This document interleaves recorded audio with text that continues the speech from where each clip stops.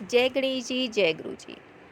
आइए अब हम जानेंगे पंचम खंड के प्रथम अध्याय के बारे में, जिसमें कि देवांतक नरांतक के जन्म वृतांत का वर्णन किया गया है।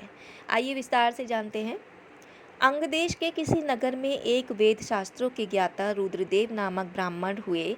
वे समस्त निगमागम में पूर्ण पारंगत देवता, ब्राह्मण और गौओं की पूजा करने वाले तथा भगवत भक्त थे। उनकी पत्नी शारदा अनुपम रूप, लावण्यमयी एवं पतिव्रता थी। पति को की भी पत्नी के प्रति अत्यंत प्रीति थी, इसलिए वे उसकी सभी इच्छाओं को पूर्ण करने का प्रयत्न करते रहते। शारदा गर्भवती हुई और 9 मास पूर्ण होने पर उसने 2 यमज पुत्रों को जन्म दिया, जिन्हें देखकर रुद्रदेव बहुत प्रसन्न हुए और सोचने लगे कि आज मेरा मनुष्य जीवन और तपश्चर्या सफल है। इन अलौकिक 2 पुत्र रत्नों की प्राप्ति से मेरा वंश धन्य हो गया। रुद्रदेव ने अत्यंत उल्लास पूर्वक पुत्रों के जातक कर्मादि संस्कार कराए। अध्यार्दी के द्वारा ब्राह्मणों का सत्कार कर, मंगल मूर्ति श्री गणेश का पूजन कर, स्वास्ति वाचन मात्र का पूजन, अभ्युदयिक श्राद्ध आदि सभी कार्य विधि पूर्वक संपन्न किए गए।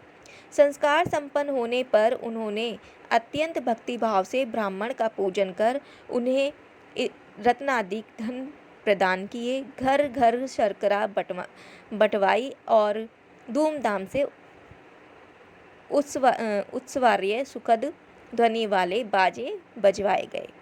फिर नामकरणार्थ ज्योतिषियों को बुलवाकर उनका भी अर्धाध्याय से सत्कार कर निवेदन किया, देवज्ञगण कृपया इन बालकों का नाम निर्देश कीजिए। ज्योतिषियों ने गणना आदि के द्वारा निष्कर्ष निकाला। विप्रश्रेष्ठ, यह दोनों बालक निसंदेह बड़े पराक्रमी और प्रबल प्रतापी होंगे। इनका नाम देवांतक और नरांतक रहेगा। रत्नादि दक्षिणा से संतुष्ट कर रुद्रदेव ने ज्योतिषियों को विदा किया। उनके दोनों बालक अत्यंत सुंदर थे और वे जो बाल क्रीड़ा करने लगे उससे माता पिता को आनंद होता। धीरे धीरे उनकी क्रीड़ाओं में साहस का भी समावेश होने लगा। इस कारण जो भी उनकी क्रीड़ा को देखता वही आश्चर्यचकित हो जाता। सभी उन बालकों के साहस की प्रशंसा करते हुए रुद्रदेव को भाग्यवान बताते। एक बार विप्र वर रुद्रदेव के घर देवऋषि नारद जी पधारे। विप्र दंपति ने अर्घ्य पदादि द्वारा सत्कार कर श्रद्धापूर्वक श्रेष्ठ आसन दिया। देवऋषि विराजमान हो गए। तब उनकी सेवा में दोनों बालक उपस्थित किए गए तथा बालक से उन्हें प्रणाम कराया गया। महामुनि नारद जी ने उन बालकों को देखकर कहा, रुद्रदेव, तुम्हारे दोनों पुत्र बहुत शूरवीर, प्रबल, प्रतापी तथा तीनों लोगों के विजेता होंगे। वस्तुतः ऐसे यशस्वी पुत्र उत्पन्न होने के कारण तुम बधाई के पात्र हो। नारद जी के वचन सुनकर रुद्रदेव और शारदा को बड़ी प्रसन्नता हुई। उन्होंने देवऋषि से निवेदन किया, मुनिवर, आप इन बालकों पर कृपा कर दीर्घजीवी होने का आशीर्वाद दें तथा यह भी अनुग्रह करें कि यह शत्रुओं को पराजित करके तीनों लोकों में प्रसिद्धि पावे। प्रार्थना सुनकर नारद जी ने बालकों के सिर पर हाथ फेरते हुए कहा, यदि वह यह शिव जी को प्रसन्न कर लें तो सभी कामनाएं पूर्ण होंगी। तदुपरांत देवऋषि ने बालकों को शिव जी के पंचाक्षरी मंत्र नमः शिवाय का उपदेश दिया और वीणा पर हरि गुण गान करते हुए ब्रह्मलोक के लिए चल पड़े। आइए आगे जानते हैं देवांतक और नरांतक को वर प्रदान करना। दोनों बालक शीघ्र ही बड़े हो गए और उन्होंने माता पिता के चरणों में प्रणाम कर निवेदन किया, पूज्य पिताजी, आदरणीय माताजी, हम भगवान शिव जी को प्रसन्न करने के लिए तप करना चाहते हैं, इसलिए आज्ञा दीजिए। रुद्रदेव तो यह चाहते ही थे, क्योंकि नारद जी ने शिव जी की प्रसन्नता में ही बालकों का अभ्युदय बताया था। अतः उन्होंने पत्नी से परामर्श कर दोनों को वन में जाने की अनुमति दी। तब प्रसन्न मन से दोनों भी वहां से चल दिए। घोर वन में घूमते हुए उन्हें एक ऐसा स्थान मिला जहां अनेक विशाल कंदराएं थी तथा सर्वत्र सुंदर फल फूलों से लदे हुए वृक्षों के कारण प्राकृतिक सौंदर्य बिखरा पड़ा था। निकट ही एक झरना था जिससे जल सदैव प्रवाहित होता रहता। उस स्थान को ही उन्होंने अपना तपश्चर्या के लिए उपयुक्त समझा। दोनों ने तपस्या आरंभ की। आहार छोड़कर केवल कुछ पत्ते खाकर और पानी पीकर रह जाते, फिर केवल पानी पीकर ही बहुत दिनों तक तप करते रहते। तदुपरांत पानी भी छोड़ दिया। अब केवल शिवजी का ध्यान करते हुए एक पांव के अंगूठे से खड़े हुए। उस समय उनका चित्त एकाग्र था और जीवा पर केवल पंचाक्षरी मंत्र चल रहा था। जय गणेश जी। इस प्रकार एक पांव के अंगूठे से खड़े हुए तथा केवल वायुपान करते हुए उन्हें 2000 वर्ष व्यतीत हो गए।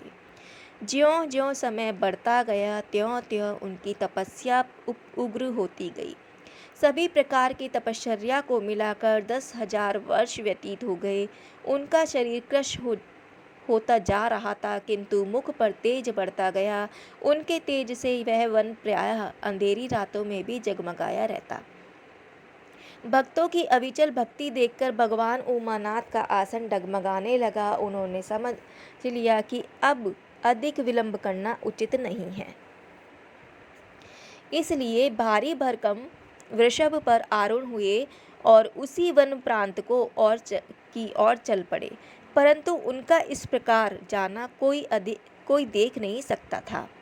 भगवान शंकर देवांतक नरांतक के समक्ष प्रकट हुए तो वे दोनों उन्हें एकटक देखते रह गए। उन्होंने उनके पंचमुख त्रिलोचन दशभुज एवं शीश पर गंगा तथा माथे पर अर्धचंद्र युक्त रूप को देखकर दोनों को विश्वास हो गया कि यही हमारे उपास्य देव हैं। और तब उन्होंने आनंद अतिरेक में भरकर पहले तो नृत्य किया और फिर प्रणाम करने के लिए शिवजी के समक्ष धरती पर लेट गए। तदुपरांत कुछ समय स्वस्थ होकर भक्तिभावपूर्वक शिवजी की स्तुति करने लगे।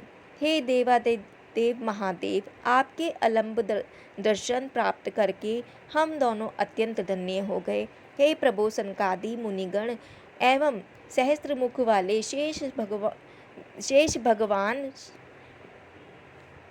भी आपकी ठीक प्रकार से स्तुति करने में असमर्थ हैं, तो हम अज्ञानी बालक ही आपकी स्तुति कैसे कर सकते हैं। हे नाथ, आप सर्वसमर्थ हैं। आपकी कृपा प्राप्त करके ही सर्वथा दीनहीन व्यक्ति भी सर्वांग सुंदर बन जाते हैं। ना जाने कितने रंकों को आपने राजा बना दिया है। हे भक्त वत्सल, आपके लिए कहीं कुछ भी तो असंभव नहीं है। कहते कहते दोनों तपस्वियों के कंठ गदगद हो गए। उनके मुख से शब्द भी नहीं निकल रहे थे। यह देखकर प्रसन्न हुए भगवान वृषभध्वज ने उन्हें कहा, विप्रतन्यों तपस्वियों, मैं तुमसे प्रसन्न हूँ, अतएव अपना अभिष्ट वर मांगो।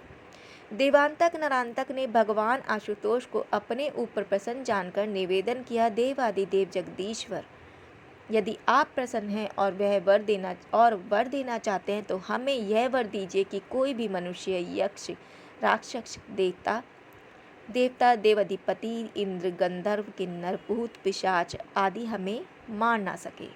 हम किसी से भी पराजित ना हो। पशु, ग्रह, नक्षत्र, सर्प, कृमि, कीट आदि के द्वारा भी हमारी मृत्यु ना हो। हम किसी शस्त्र अस्त्रादि से ना मारे जाएं। वन, ग्राम या नगर आदि में कहीं भी हमारी हिंसा ना हो सके। इसके साथ ही हे सर्वेश्वर, हम तीनों लोगों का राज्य और चरण अरविंदों की सुदृढ़ भक्ति प्रदान कीजिए।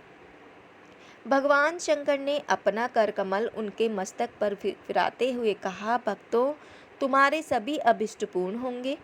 तीनों लोकों पर तुम भय रहित रूप से शासन करोगे। दोनों भाइयों ने हर्ष विभोर होकर भगवान भूतनाथ के चरणों में पुनः प्रणाम किया और तभी उनके देखते देखते वे अंतर्ध्यान हो गए। वरदान की प्राप्ति से संतुष्ट एवं सफल मनोरथ हुए। दोनों विप्रपुत्र घर लौटे और माता पिता के चरणों में साष्टांग प्रणाम कर भगवान आशुतोष से वर प्राप्ति का समाचार उन्हें सुनाया। पुत्रों की तपस्या सफल हुई ही सुनकर रुद्रदेव और उनकी पत्नी शारदा को बड़ी प्रसन्नता हुई। उन्होंने पुत्रों को गोद में भरकर उनके मस्तक सूंघते हुए कहा, पुत्रों, तुमने अपना जीवन पवित्र बना लिया तथा कुल को भी यशस्वी बना डाला। तदुपरांत उन विप्र श्रेष्ठ के ने अनेक ब्राह्मणों और तपस्वियों को बुलाकर उनका विधिवत पूजन किया तथा अनेक प्रकार से सुस्वादु भोजन कराकर रत्नादि युक्त दक्षिणा दी। तब वे ब्राह्मण और तपस्वी उनकी प्रशंसा करते हुए अपने अपने स्थानों को गए।